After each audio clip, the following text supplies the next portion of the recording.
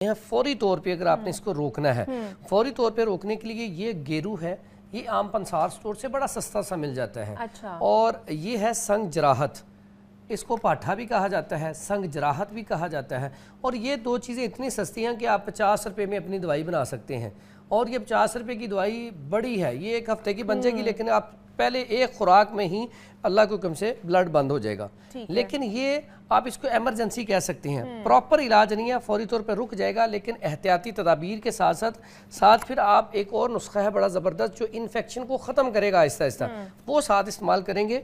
उसमें हमारे पास है, ये आप देख रहे होंगे सौंफ, ये अक्सर घरों में पड़ी होती है, लोग चाय में इस्तेमाल करते हैं या वैसे खाने में। सौंफ का इस्तेमाल ये आपने ले लेनी है 50 ग्राम। और उसके बाद हल्दी अच्छी वाली, हल्दी अच्छी वाली आपने लेनी है, और ये भी 50 ग्राम ले लें। उसके बाद ये है मुलट्ठी, मुलट्ठी भी आप ले लें 50 ग्राम। ठीक है। ये तीनों चीज़ें 50 ग्राम लेके इसका पाउडर कर लें। हाफ टी स्पून सुबह दोपहर शाम खाना खाने के बाद ताज़ा पानी के साथ, और ये प्रॉपर हल है।